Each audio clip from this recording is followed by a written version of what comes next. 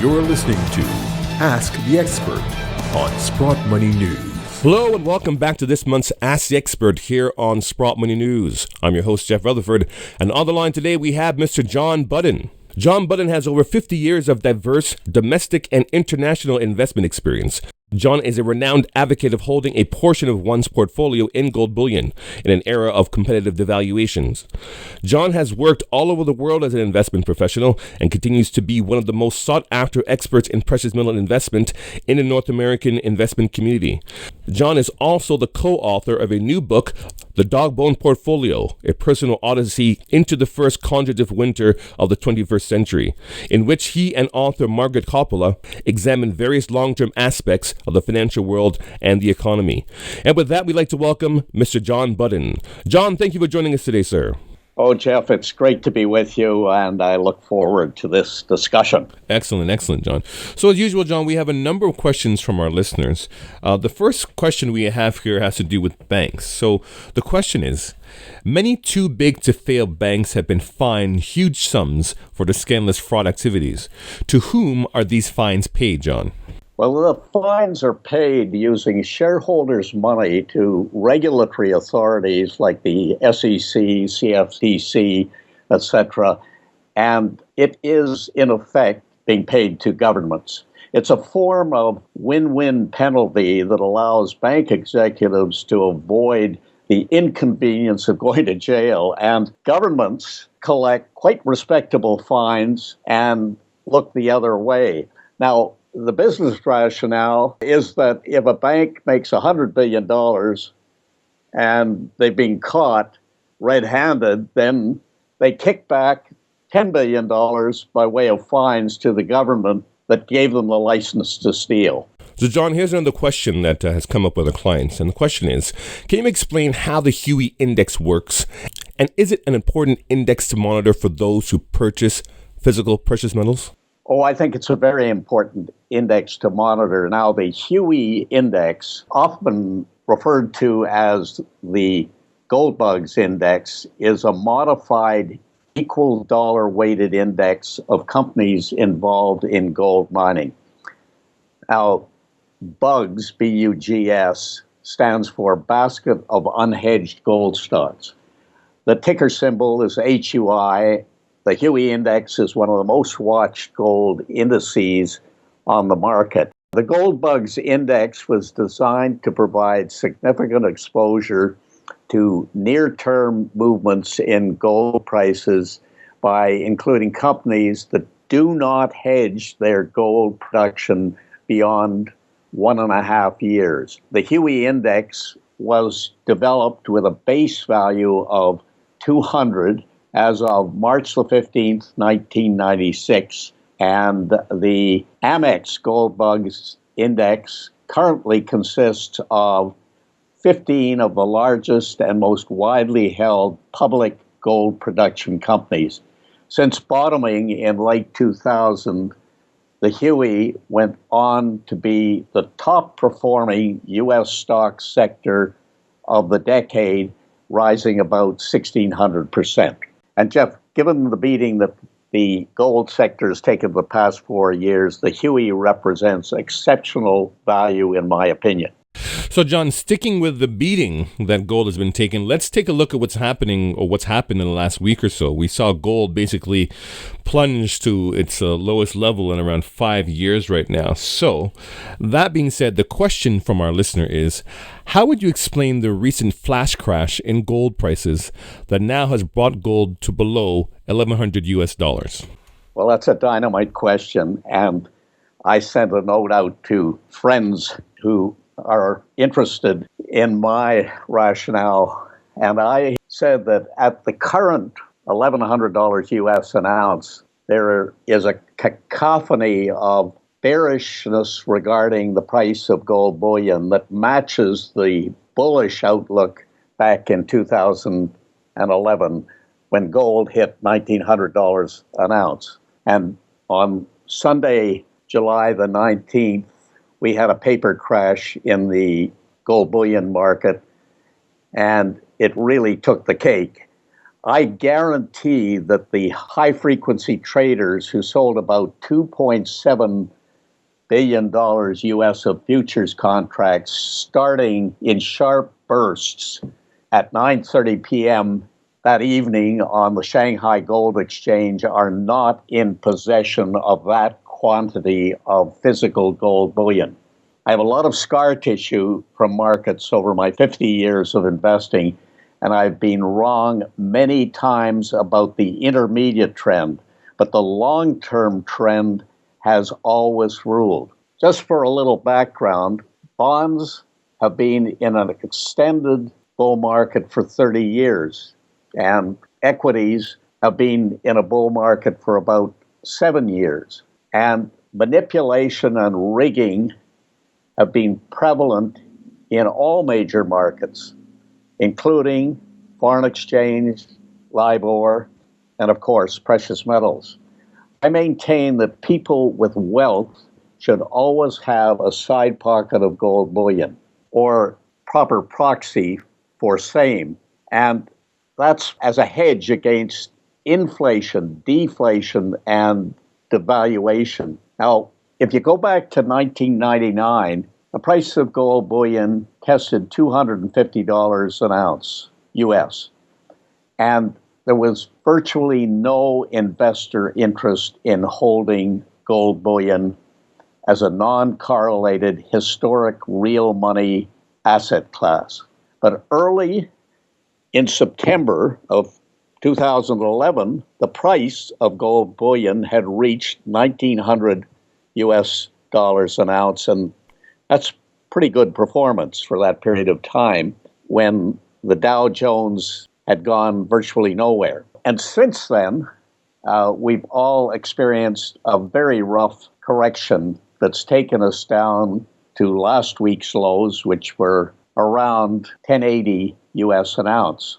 And since the 2008 stock market crash, we've seen coordinated and unprecedented stimulus by most major central banks. Interest rates are being kept artificially low, ensuring that the global party continues. Now, governments and consumers are weighed down with excessive debt. The world is contending with a confluence of these inflationary and deflationary forces that obscure the reality of the situation. And investors have become complacent and rationalize that stimulus-induced stock market gains are their due. I contend, and that's with trepidation, that this is a long-term buying opportunity in the precious metals markets. It may be a good time to initiate or at least add to one's position, and I think that starting with a bullion position, coins, both silver and gold coins, and a complement of really good quality gold shares, because a lot of people are going to be knocked out of the gold mining business. These prices are going to determine who will survive in the gold mining business. So, John, you kind of covered the whole idea of manipulation of the gold market and markets in general. So the next question is kind of along the lines of looking at a resolution, really. So the question is, it's a given that our markets have been corrupted with dirty money and perverted with manipulation to the point where we are arguably beyond salvage. If you were going to make one change, John, to begin to reform these crime-ridden markets, what would that be?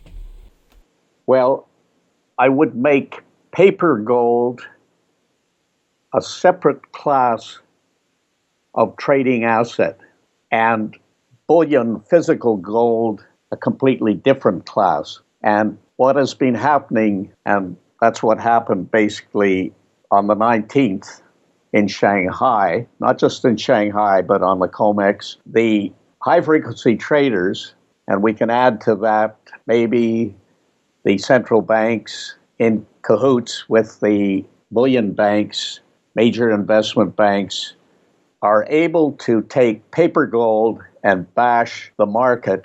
And paper gold at physical gold are completely different animals. And I tried to ensure that anybody who was selling would have to declare and have to be able to deliver the physical on a moment's notice. And I think that would sort out some of the nonsense that we've experienced recently. Now, obviously, the manipulators should go to jail. And like the bankers, that's inconvenient for most of them. And they should not be able to pay fines to get themselves off the hook. But it's more complicated than that and more challenging because along with the investment banks, as I mentioned, the central banks and the Bank of International Settlements, which is known as the bankers' bank, they're all in on the game. And the Bank of International Settlements, known as the BIS, located in Basel, Switzerland, is made up of approximately 60 central banks from around the world.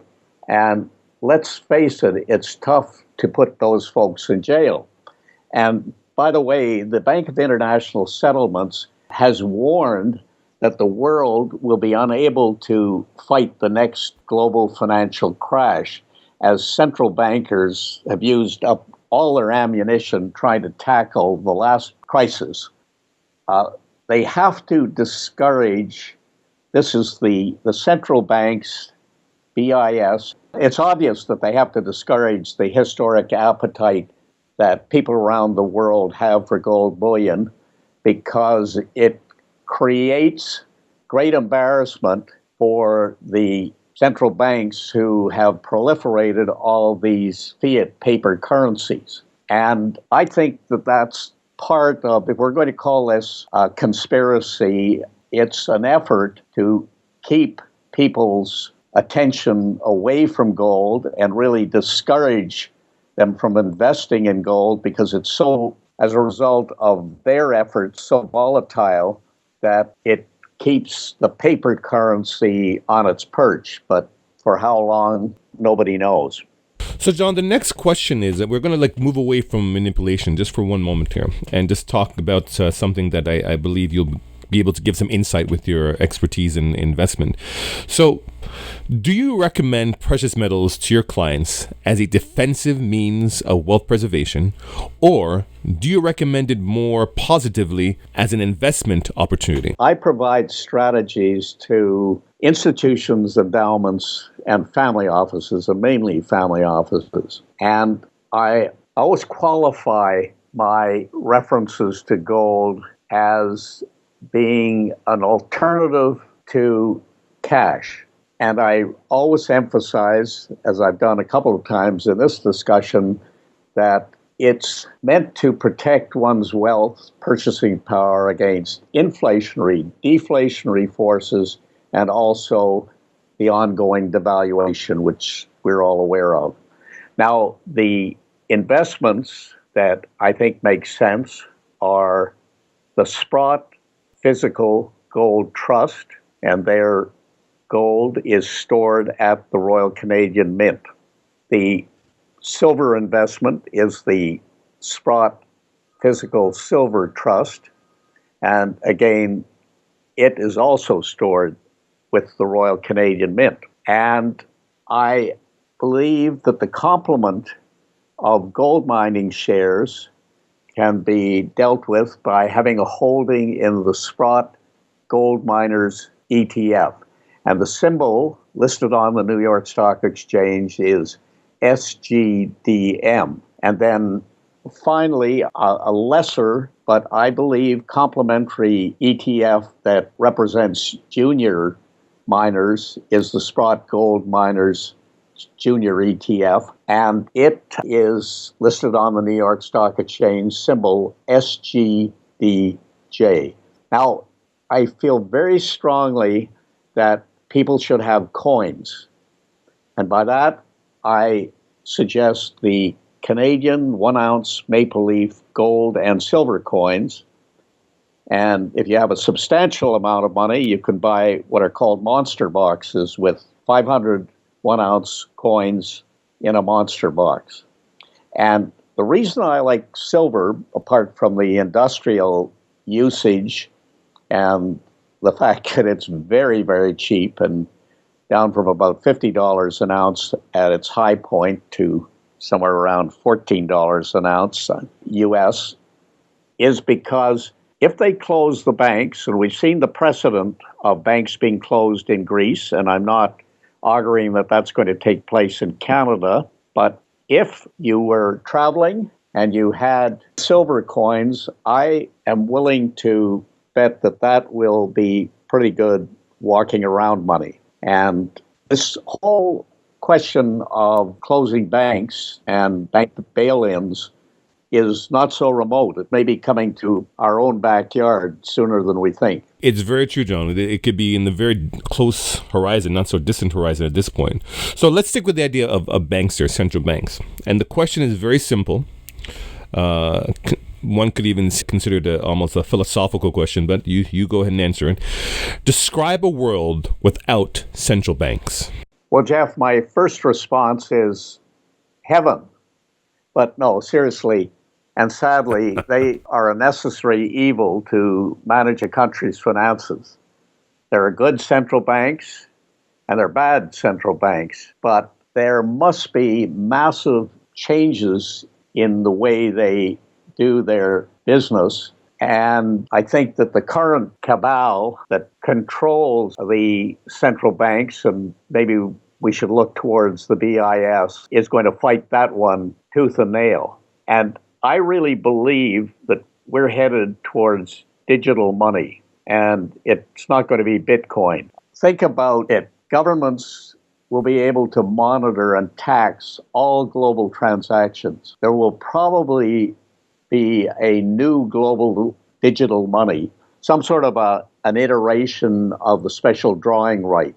And governments will also be able to quantitatively ease with the click of a mouse. And in addition, the 99% who have been unhappy about their state may become restless and dangerous along the way, and central banks will be able to, in effect, create digital food stamps to avoid revolution. By the way, this is described in the book that I have collaborated on over the past 5 years, and it may well take place in what we describe as the Kondratieff Winter. And I'm going to give you a quote, and this goes back a long way to Meyer Amschel Rothschild. And that quote is, "Give me control of a nation's money, and I care not who makes its laws." Indeed, an infamous Rothschild quote. So, John, just closing off here, I think this is a very pertinent question in terms of, kind of looking at your career and likewise in terms of the book you've written and looking at long-term trends and things that we've seen within the market. But the question is, as an investment professional, what do you see as the next big thing in precious metal investment? Well, I think the next big thing in precious metals investment is to do what has worked in times of currency debauchery throughout history. And that goes back, let's say, at least 2,000 and possibly 4,000 years. As I said, you should have some gold and silver in a side pocket. It's not for trading. And hopefully you're able to buy it at times like this when the manipulators have drummed the price down. But as in year 1999, when it was $250 an ounce, and went up to a price of $1,900 US an ounce back in 2011, I think that as we enter Kondratieff Winter and the debt and the quantitative easing unravels and governments find themselves pushing on a string, that gold will come back into its traditional role. One of these days we're going to wake up and governments, coordinated central banks will say, guess what? All your greenbacks, they don't work anymore. You've got a digital unit on your smartphone, and that's how we're going to play the game. And I do believe that there is always a rationale to have a portion of one's portfolio allocated to gold, shares, gold bullion, coins, likewise with silver. And that should be held in a safe place. In the book, we talk about, the book's called The Dog Bone Portfolio, and we talk about the clever dog who gets a precious bone and hides it in the back 40. Our clever dog doesn't tell anybody where that precious bone is. And if he gets another precious bone, goes and hides it in a completely different place. And I think the safest place to hide your dog bones, if they're golden dog bones, is at the Royal Canadian Mint. And the reason I mention that is because during the Depression, Canada did not follow the U.S. and expropriate gold. The other thing is the Royal Canadian Mint does an awful lot of refining business for the gold mining industry. So it would be cutting off their nose to spite their face if they expropriated. And then, of course, the Royal Canadian Mint is a crown corporation. And I think that's the judgment that Sprott Asset Management have made, is to store their gold on behalf of their unit holders in our own backyard. And in this insane world that we live in, I consider that I actually live in Ottawa, so I know the integrity of the mint, and I think it's one of the best places in the world to store gold. Well, John, we'd really like to thank you for joining us today here on Ask the Expert, and we'd like to invite our listeners to go to John Budden, that's BUDDEN.com, to hear what John has to say. And likewise, we also invite our listeners to check out his book, and it's on Amazon.ca, and it's called, John, can you just repeat the name of the book? Look for The Dog Bone Portfolio. And I'll give you the full title, The Dog Bone Portfolio, A Personal Odyssey into the First Kondratieff Winter of the 21st Century. And it is written by Marget Kopala, who did all the heavy lifting, with a bit of insight from myself. Excellent. And to our listeners, thank you for listening. This is Jeff Rutherford for Ask the Expert here on Sprott Money News. Have a great day.